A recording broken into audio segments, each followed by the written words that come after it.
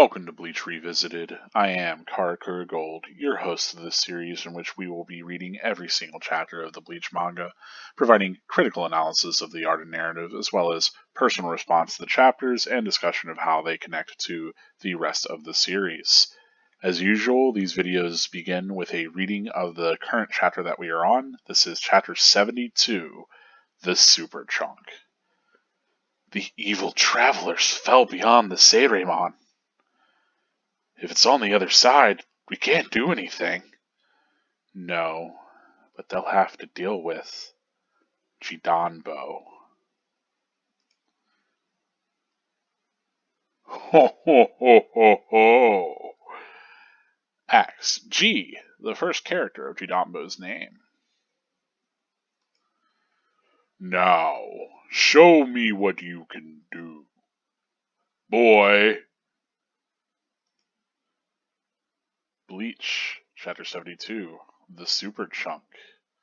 We have the Seirete, the town where Soul Reapers live.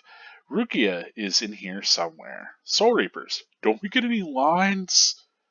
Red Hollow Gate, south. Blue Stream Gate, east. Black Ridge Gate, north. And White Road Gate, west. Here's Jidanbo and Ichigo and company. And the Rukon guy. Newly arrived souls stay here. Its residents rarely enter the Seirete and must have permission to do so. He's a giant. He can't be human. What is he? His name's Jidanbo. He was chosen out of all the giants in Soul Society for this job. This is the Great White Road Gate, and Jidanbo is its gatekeeper. Gatekeeper. So we have to defeat him to get inside. Yes, and it won't be easy.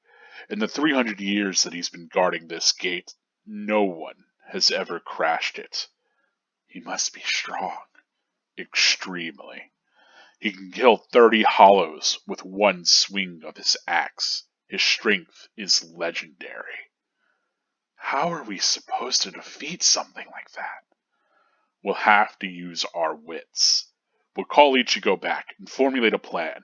Hey, Ichigo! What? Orihime, Chad, didn't you hear what I said? Come back here. Ichigo, wait up. I'll help you. Huh? What? What was that? It's incredible. With one blow, he cracked the pavement and made it tilt to form a barrier. You people have bad manners. You must be from the country. Listen, cities have rules. Number 1, wash your hands when you go inside. 2, don't eat things off the floor. 3, only 2 people to a duel. The boy with the orange hair got here first, so I'll fight him. The rest of you wait patiently until I've smashed him. When you come to the city, you have to follow the rules. Orihime, I'm gonna make a hole in the rock. When I do, shoot Tsubaki through the hole at that guy. Huh? Who's Tsubaki? His hearing's amazing. Hey, Chad, Orihime. Ichigo, are you okay? Are you hurt? No, I'm fine. Hold on a second. We'll be right. Hey, Orihime, you and Chad just stay there and don't do anything, okay? Huh? Why, Ichigo? Don't worry. Just wait right there. No, I refuse.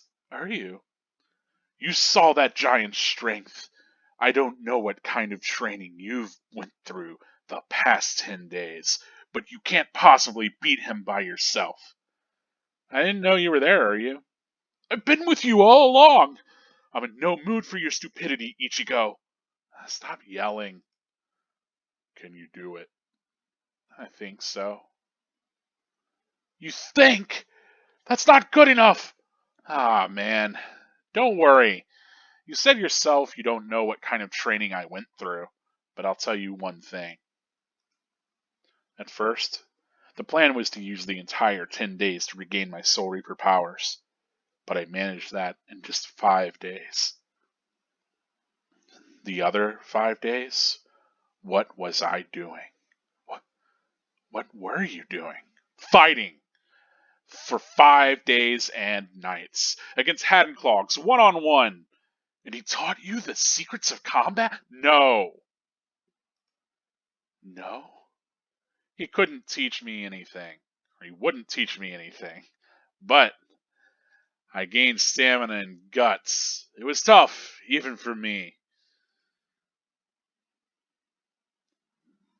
Are you done talking? Not really. But I didn't ask you to wait for me. You must be a country boy, too. You have bad manners. If somebody waits for you, say thank you. Oh, I get it. What Ichigo got from that guy was just as important as the secrets of combat or stamina. As the Soul Reaper, he certainly possesses extraordinary spiritual powers, but he can't control them. The crucial thing that Soul Reapers have and Ichigo doesn't is experience.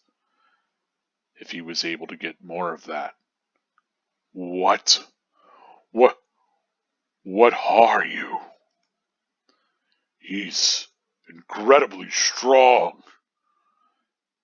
You attacked before I was ready. Isn't that bad manners too? Good luck, Renji. And that is it for chapter 72 of the Bleach manga.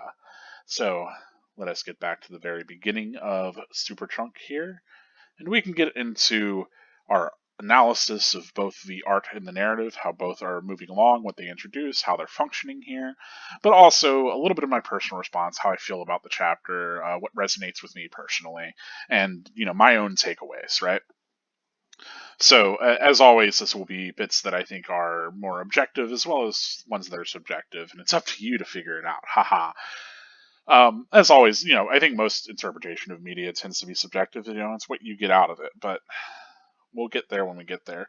As usual, we get Kubo doing this kind of technique that he's used before, where he has two panels that have the art kind of transition between those, and I do like that technique. I think it's really effective, especially because he likes to use these sort of aerial shots to pan down into another scene. So we're coming into the scene on the other side of the gate, and we can tell it's the other side of the gate, one, because there's Shinigami on it, and two, because this side doesn't have Jidanbo on it.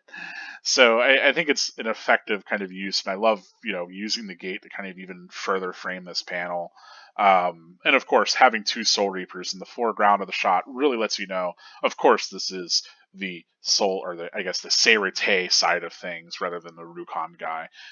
I like that here that the interlopers here, that they are the interlopers. Ichigo and his friends, they're called evil travelers, right? And I don't know if that ends up being something that ends up being localized differently, because I know that they end up having a specific sort of word for Ichigo and his group later on as this arc progresses. They have a word for that, the group of the humans that kind of snuck in. But here, I don't know if this is just a different translation of that. The idea evil travelers, which is, it reminds me of demon magic a little bit from the beginning of the series, but it certainly speaks towards, if we're to take this as a actual straightforward translation, not like, scrutinized in that way, it speaks towards the notion that the Soul Reapers see these people as being very in the wrong, that they're evil, that they're intruding upon this place, right? It's interesting here that we do get that commentary that, if it's on the other side, they can't do anything. And I do love the differences in all these Soul Reapers that we get. That we get a lot of different designs here, and I think there are some pretty great ones. I really love the hair on some of these guys, and then this like sun looking bandana thing's really great. Um, this fellow with like the tattoos on his face. It's all really evocative. It makes you think, man, we sure do have a whole bunch of Soul Reapers that are here gathered, paying attention to this. Um, and I like that, they want to do something about these intruders, but they can't because of the gates, and they're going to have to put their faith into Jidanbo, right? Which is pretty neat. And so, here it kind of speaks towards this understanding of Jidanbo handling things. Also, this guy have fishnets on underneath his Shihaku show. Incredibly sus. Anyway, we get a lot of these really huge crashing down panels, and again, I think we get the sound effects being used both in a way that's, I think, both onomatopoeic as well as really effective visual sort of sound effects here. So you could read that as a regular crash, but it also does a lot to really sell the impact of this attack. And I love Ichigo pulling back from it. Um, it's good stuff. And I mean, like, I might pause here to criticize the way this hand is drawn pretty sketchily, but I think having a sketchiness to a very intense kind of strike like this, like we get that in these kind of explosion or like the pavement here even, so it works for me. We get to see Chidambo from another angle, and here I love that he has this kind of wild mane of hair that's coming out the back here. We definitely get the idea that he's this storied, sort of long-lived character. I wish that we could see him with like maybe some more scars, but the fact that he doesn't have any maybe even speaks towards his own prowess, that he was able to get this strong without even incurring that many wounds. I like that he has these unique axes, and I have to wonder, is this his, Zanpakuto, right?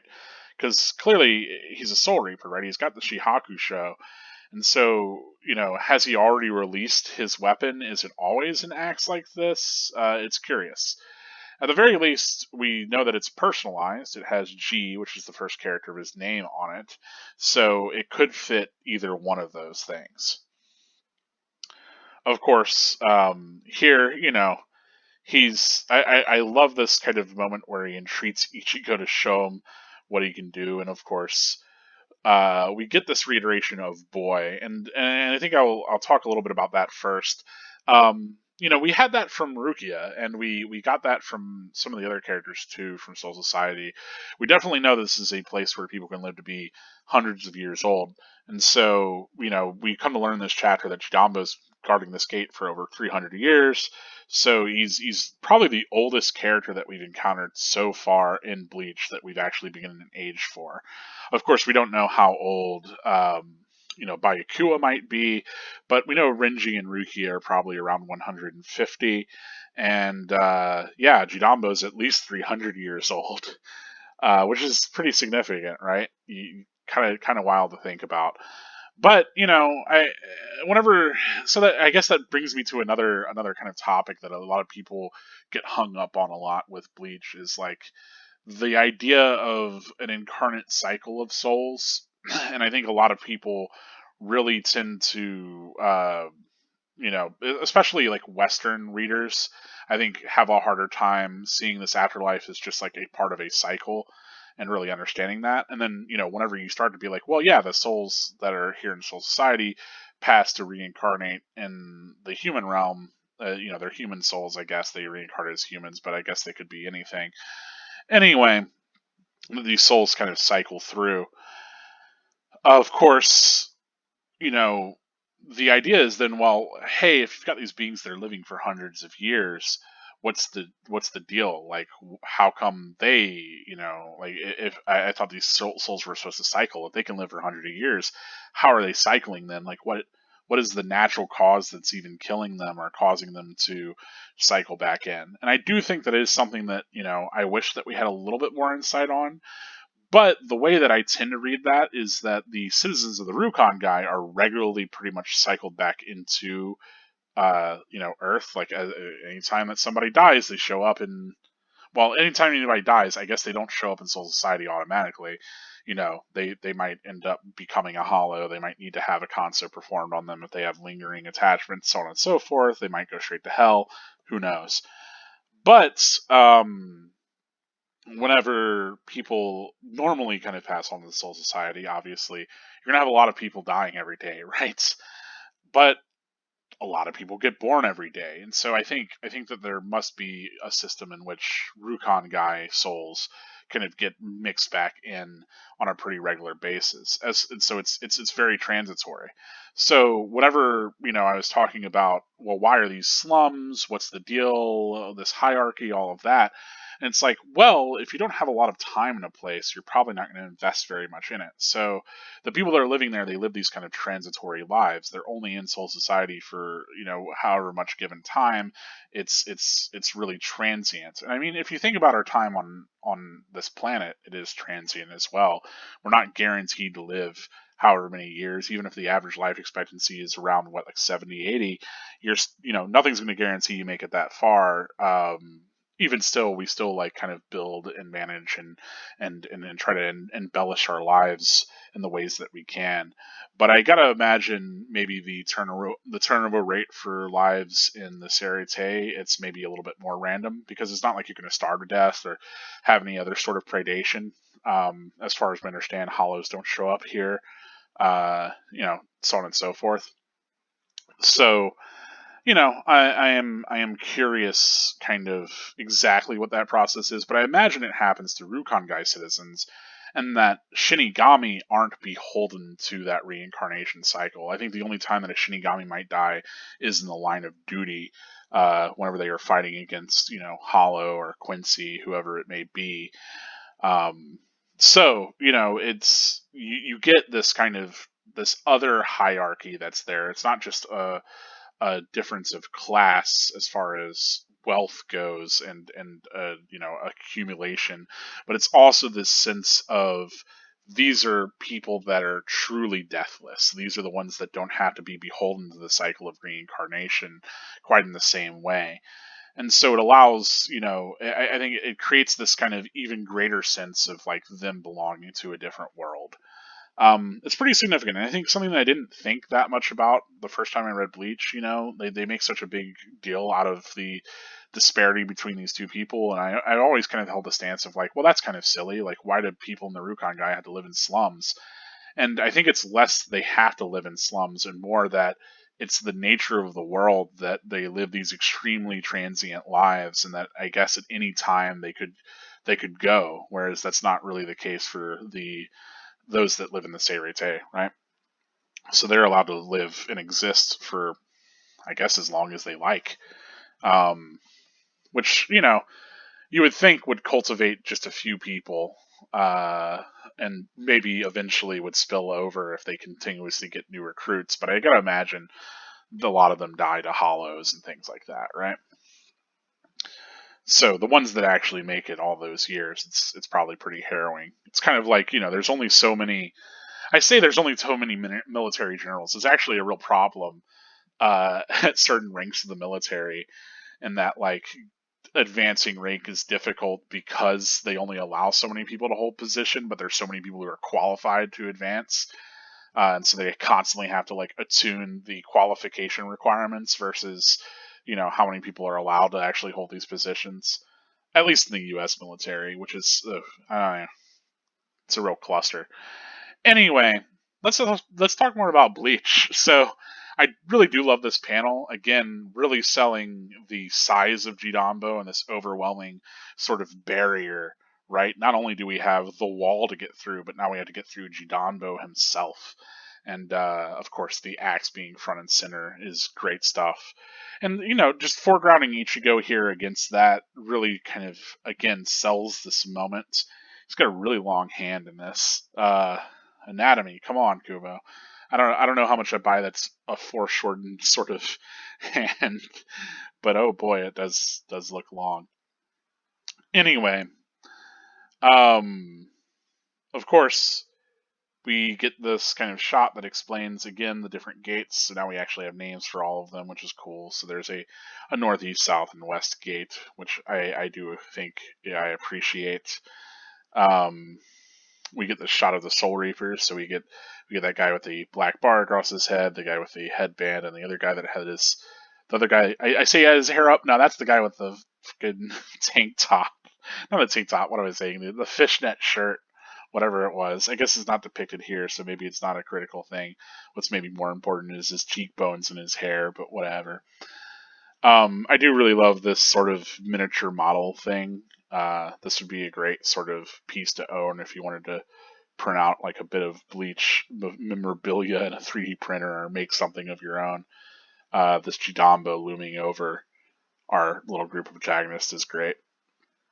Anyway, we do learn a little bit from this chapter cover. So, typically chapter covers are just illustrations of the characters in different ways, but I do like this idea of, providing this saucer and then having this like smaller kind of cup in it. And then the idea, I think that's a striking visual anyway, but then this whole notion that, yeah, to even enter this area, you have to have permission, which is, I think, new information for us too. I wonder if the gate comes down if anyone even approaches. Something to consider. Yet again, another great shot to really sell how imposing this is. We get this very wide shot, and Ichigo made very small against the size of everything else. And again, I think that's to really highlight exactly what you're saying here. It's a giant. And we kind of learn that, yes, giants do exist in Bleach. They're just in the spirit world, right? And out of all the giants, so there are multiple giants, and this one was chosen for this job. I will say I really do like Jidambo's big armor kind of guard here, like this gladiatorial sort of armor. Anyway, we can also interpret from this that maybe each of the gates has their own guard, right? That Jidambo is the gatekeeper for the Great White Road Gate. And yeah, we get the idea that, of course, for 300 years he's been guarding this gate, so he must be at least older than 300. And no one's ever crashed through this gate while he's been on this guard duty. Of course, the idea of being able to kill 30 hollows with one swing of his axe is pretty ridiculous. Though we were getting to those numbers a little bit near the end of that not Grand Fisher, Hueco, Minos Grande. I think that's the problem, is internally I'm like, oh yeah, Minos Grande, and then I remember Grande, and I'm like, Grand Fisher. Anyway, Minos Grande, whenever Ichigo and Uryu were having their battle, they probably took out at least 30 hollows there. Anyway, I like that here we do get some insights. Again, we're getting to see Uryu as this kind of very hesitant and analytical person that really considers the danger of a situation, so much so that it gives him pause, whereas Ichigo obviously has rushed in. And I like that Yoriichi here is very kind of, plan focused, likes to have that sort of plan. So Yoriichi kind of shows an even temperament between the two, where, Yoriichi's not going to rush in, but will make a plan, but also isn't completely intimidated or unnerved by this.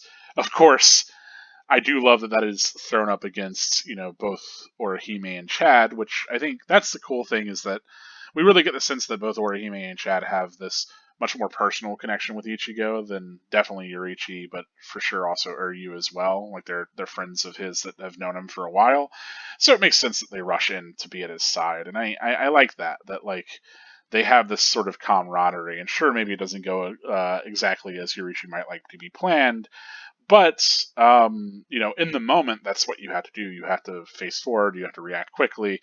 You have to, actually like face these sort of enemies. That said, this is a pretty smart moment from Jidambo, which is something that you might not expect, being that he's a giant.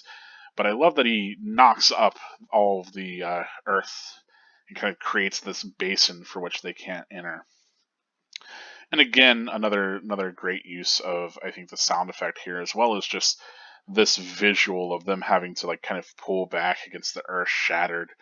It's good stuff, and I think that's even sold even more with Orihime here kind of cowering down, even like looking kind of back up at that panel where that was happening. I think that's effective. Of course, the way in which I think, furthermore, framing Jidambo over this sort of spiky barrier of earth that he's created, I think that, again, that really sells that this barrier is really something that they can't just hop over, that it is a large, yet again, thing kind of blocking their way. And, you get the sense that Jidamo is pretty good at blocking the way. He is an effective sort of guardian. I love this bit of dialogue from him because it's humorous, but it's absolutely kind of in character. And this idea, like, you gotta be from the country, like, wash your hands, don't eat stuff off the floor. This real, like, kind of looking down, but I almost read it as very sincere, right? That he's like, oh yeah, you people, look, you gotta follow these rules. And of course, I love that one of the rules is that only two people to a duel is a kind of significant one. Of course, I like that also because it really establishes this sense of, we're going to have a lot of these one-on-one fights as we move forward, which, as much as I'd love to see our characters kind of fighting in tandem, obviously we have this group of 5 characters, and I'd love to see them working all together. We're going to see these sort of circumstances that cause them to only be able to fight one-on-one battles, which is typical of a shonen battle series. Usually don't get to see a lot of characters teaming up and fighting together, which is unfortunate because I think there's a lot of space there to do really cool and significant sort of stuff, really showing off the characters' individual strengths and working together to be better than either one on their own. But yeah, there's times where I think that's done very well in a lot of manga, and it's something that I always like to see, but something that we kind of don't get to see here, unfortunately. Um, yeah, I love that he's like, oh, just wait until I've smashed Ichigo, and then you gotta follow the rules, and I'll focus on you guys later. Of course, I like that Chad has like this whole little plan that he comes up with, and Judama is able to overhear that from even that distance, which is pretty good. I also like that because he says shoot Tsubaki. Uh, he doesn't really quite understand that it's an attack. He's just like, wait, who's Tsubaki? What? So that's kind of cute. Of course, this little bit of yelling back and forth over the ridge, I think, is kind of humorous as well. That we don't even see Ichigo, we just keep seeing the ridge here. I think that makes it more significant whenever we finally do actually see Ichigo. Um, of course, this sort of all the yelling that he gives from Uryu, and then I love Ichigo's like, hey, I didn't know you were there. I don't know. Like there's not a lot of moments in Bleach comedy that really like actually has me chuckling, but these little bits I think work pretty well. Um, I think it's good stuff. But here we get to a kind of serious moment, which again, using the page turn to transition in tone, I think is effective, especially giving us this breather panel of Chad just being up against it and asking, very calmly if Ichigo can do it. And we finally do see Ichigo, and I like that he has this sort of like, yeah, I think so. That he's not really intimidated by Shidambo, and I do like that. Of course, you know, I like that here Ryu is continuing to doubt Ichigo and have all these concerns, and he's surprised that Ichigo then introduces this idea that he's ready for this, that he's trained in this way. And so it's interesting that there was a plan to use 10 days to get him back his powers, but we know his Shattered Shaft was only going to take 3 days. So was it really going to take 7 days to do Ururu's training whenever really all he had to do was like dodge one attack? And then I guess it could have taken longer to knock the hat off of Kisuke's head, but because he didn't have like a time frame on that as far as I recall at all. But then the idea is that he's fighting Kisuke, so I don't know. I mean, seems pretty harsh. But yeah, it seems like all in all, I don't know. It doesn't seem like the training regimen accounted for exactly 10 days. It makes more sense that it would have actually fallen within something like 5. But then again, maybe I just am misunderstanding exactly the amount of time Urahara expected Ichigo to be able to actually accomplish all of these things. Anyway, of course, as we've learned from Bleach, whenever you come within close contact of dying, right? You're able to kind of get these boosts to your Reiatsu, and that certainly happened while he was fighting Urahara, right? I like that. He's like, oh yeah, he must have taught you some sort of techniques, right? And Urahara didn't actually teach him anything specific, but Ichigo learned a lot from that fighting too, and I love that Chad has insight on that. Of course, here we get this sort of unsheathing of Zangetsu, and I do love that like the cloth kind of whips off of it as he pulls it up off of his shoulder, and it kind of unfurls. I think that's a really cool visual. Um, and finally, we have Ichigo finally facing down Jidanbo. I like their little back and forth that Ichigo's like, I didn't ask you to wait for me. As we know, Ichigo does not wait for his opponents to finish talking. So I do like that little bit of rudeness from Ichigo, who we know can be kind of rude character whenever it comes to fighting those people that talk too much. And of course, we get Jidanbo as being maybe a little bit more sophisticated. Not so much a person that actually looks down upon people and like hates them for it, but it's like, oh yeah, I guess you guys are from the country. This is how we behave in the city, sort of thing. Anyway, Chad's internalization here, I think, is pretty important because he remembers this moment that Urahara had from, again, the Minos Grande encounter, where Urahara was expressing just how powerful Ichigo was, but that he couldn't control his powers, right? That even if he had this immense Reiatsu, being able to control it is what's significant. Otherwise, everything that we've seen, like his weapon ought as well just be a pillow, you know? So now we get an Ichigo that has maybe a little bit more of that experience and a little bit more of that control, and we get to see him actually using his powers, whereas before maybe he wasn't actually capable of using them to a fuller extent. I really like this kind of moment of Chad very defiantly standing here, thinking about the experience that Ichigo's had, and I love this zoom into Jidanbo as we have the dust of this axe stroke, and it comes closer and closer to his face as he realizes that Ichigo has blocked it with one hand. So, as strong as Jidanbo is, Ichigo is that much stronger, perhaps.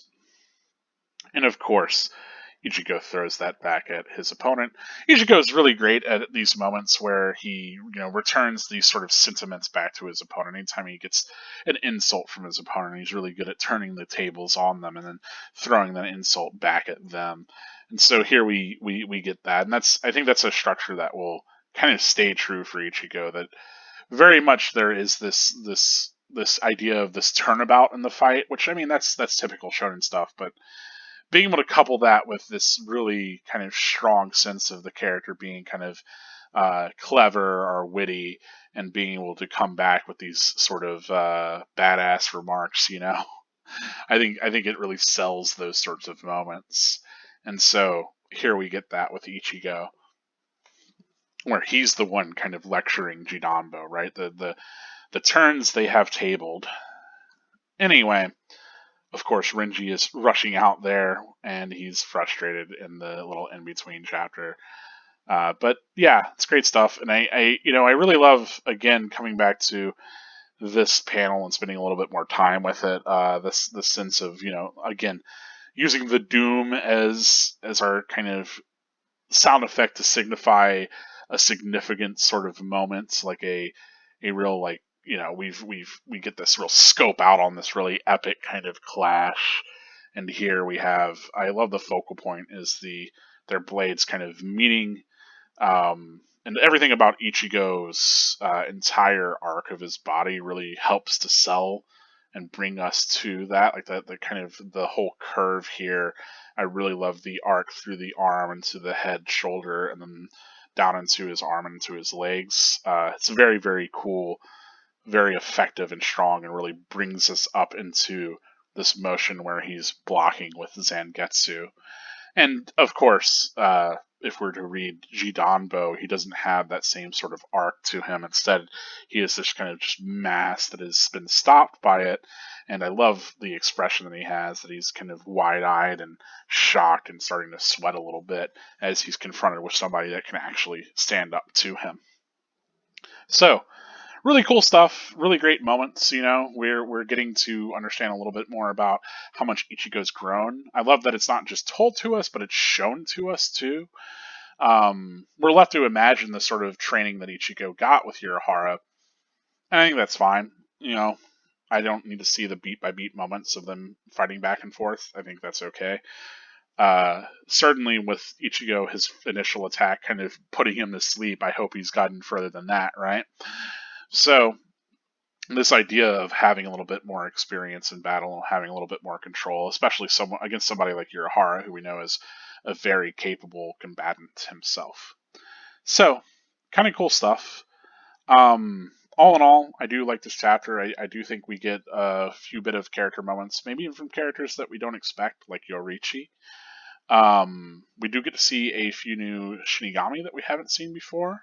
None of them end up named in this chapter, but still, we get these kind of interesting designs that give us this sense of them having these disparate personalities, and that Shinigami really have a lot of different ways in which they sort of can express their identity, and that there are a lot of Shinigami that we might come to interact with in the future. But yeah, obviously this is our first big sort of antagonist. Big antagonist. This is our first real blockade in the road, the first obstacle to overcome. So you would hope that it's not something that's insurmountable, right? Because everything after it needs to grow and ramp up. So this moment with Jidanbo is really going to be more of a moment to define how strong our characters are as a baseline, really, and also a lot of the sort of mentality that our characters have, right? Ichigo rushes in. Uryu is a little bit more concerned and thoughtful and unsure of things. Yorichi wants to formulate plans and is very knowledgeable about the Soul Society. Chad absolutely puts his faith in Ichigo and trusts him and is willing to rush in and beside him. Or Hime wants to protect Ichigo and be at his side. That sort of thing. So, we're really defining our baseline for everybody going into this arc. And I think it's really, really effective that we get that as our, second chapter, really, in the Soul Society arc. That immediately we establish, okay, this is where our entire set of protagonists are. This is what we can expect from their skill set, what we can expect from them moving forward as characters. And I like that, It even does, leave us a little bit to wonder about, right?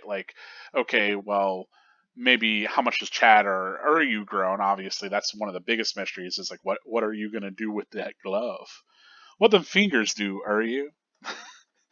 Show me, Ishida. Let me know. Anyway, all in all, solid chapter. If you have any insights into this chapter, if there's something about the art or the narrative that you want to talk about, if there's something that you feel like I missed that you feel is significant to the chapter itself, please do let me know in the comments. Go ahead and tell me. If I pointed out something that you actually didn't notice, or that, might be new to you one way or another, or that you just want to talk about, let me know about that too. But otherwise, we're going to be getting right into the spoilers for this chapter, how this connects to the rest of Bleach. So, coming down here, we do get a mixed amount of Shinigami. Of course, despite having these pretty distinct, character kind of moments. I love this guy. I don't think he ever appears again. We do get to see, of course, Hisagi and Kira. So Izuru and Shuhei, I believe. Both of them appearing for their first appearance here. And, we know that they're in pretty different divisions. Of course, it makes sense that maybe Kira's here because his captain, Gin, as we know, is headed towards the wall. But it's also kind of curious that we both get Hisagi and Kira because both of them are underneath both Gin and Tosin, right?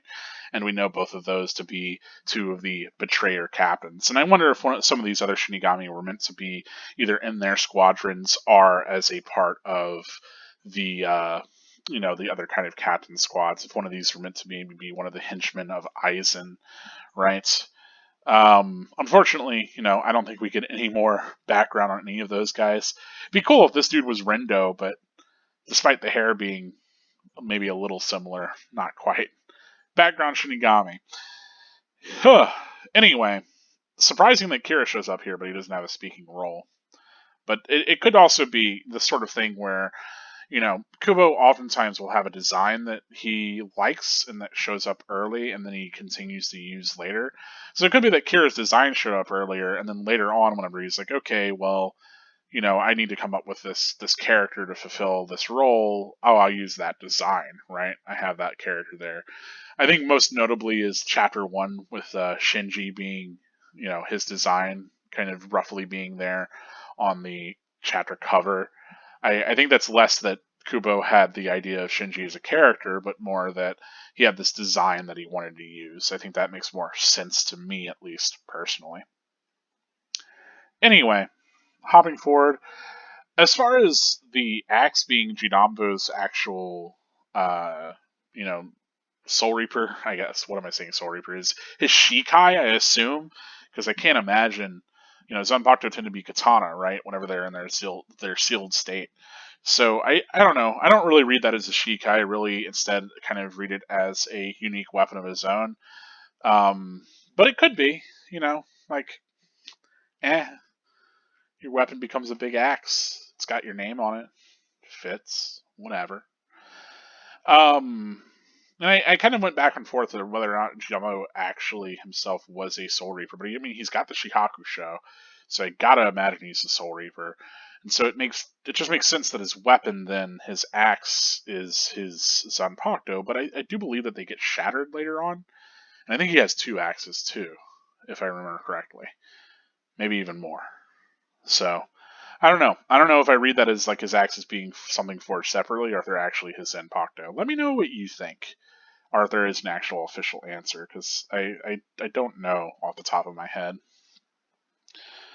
Boo, boo, boo, boo, boo. Of course, we do come to learn the other giants at the other gates, I think, at some point. And we see a little bit of Jidanbo later on in the story, too. Of course, I don't know that there is a lot of other stuff to kind of talk about here, or other kind of connections to form. They do bring up I love the ideas of their city sort of things. Wash your hands when you go inside, don't eat off the floor. So we do have the idea of like actual eating and cleanliness being significant rituals, but also the idea of two people to a duel.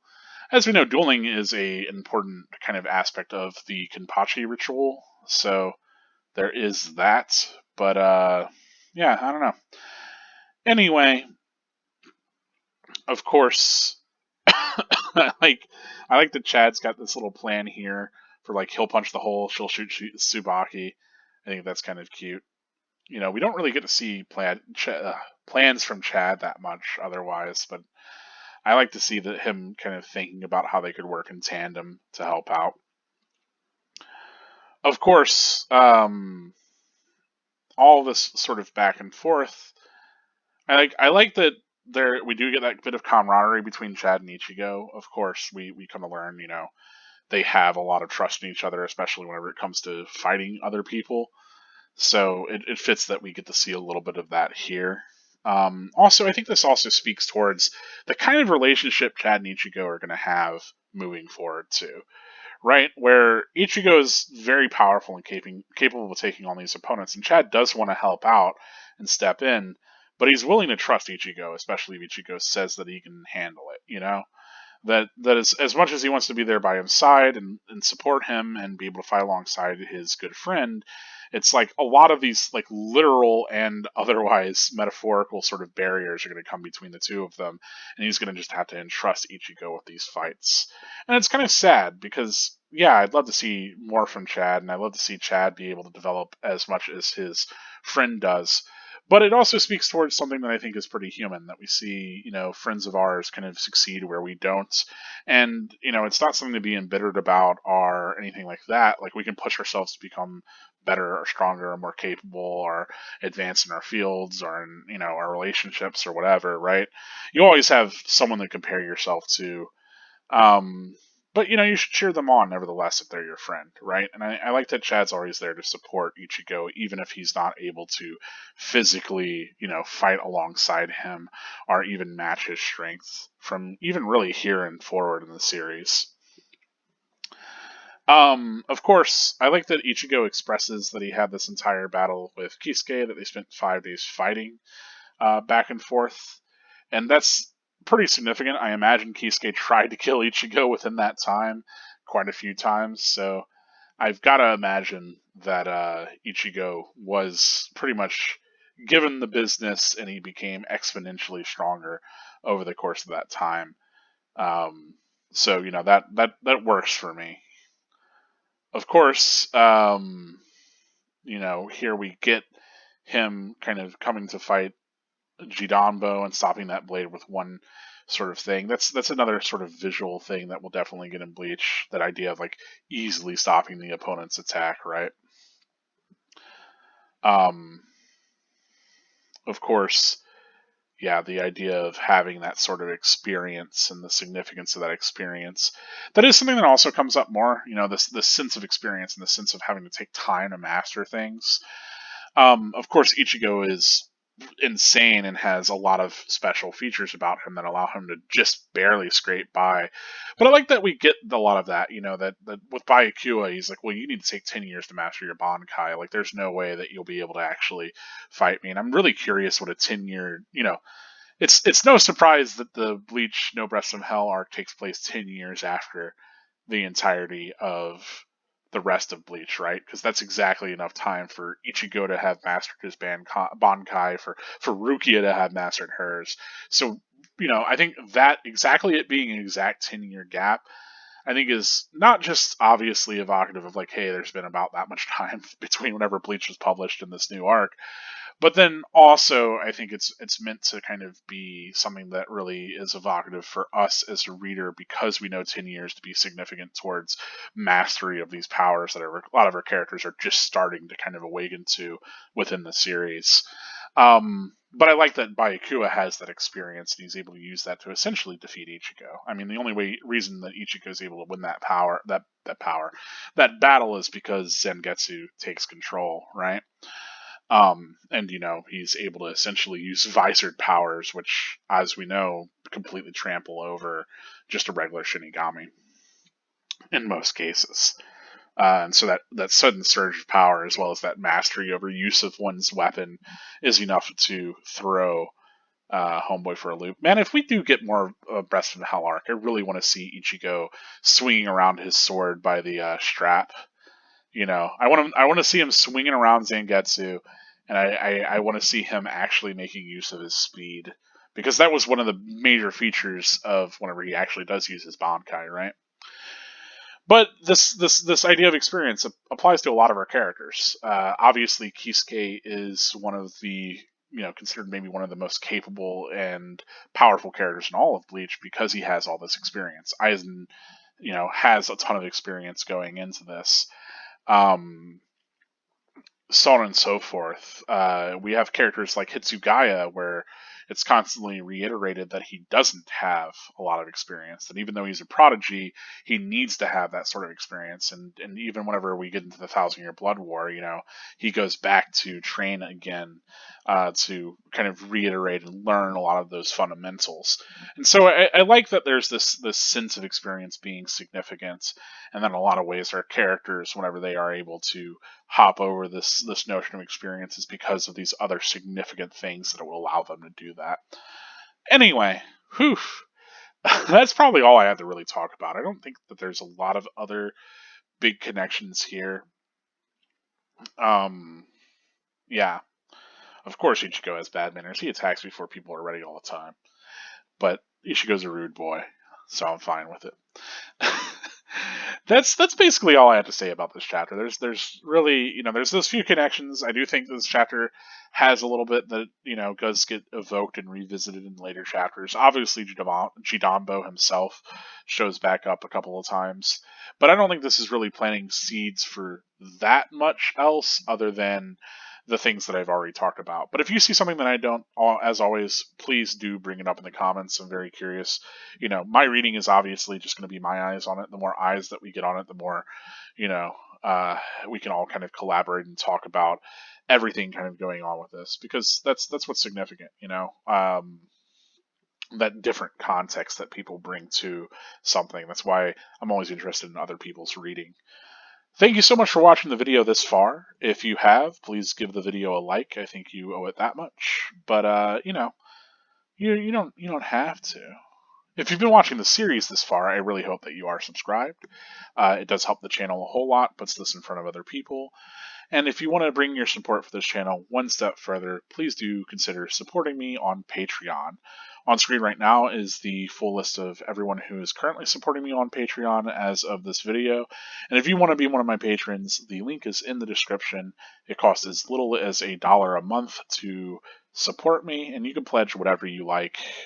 Stop that anytime, continue it whenever, whatever works best for you.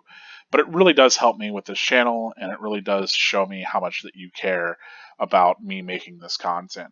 So, thank you very much to everybody that has supported me through Patreon, and thank you also to those who just watch these videos otherwise. It means the world to me.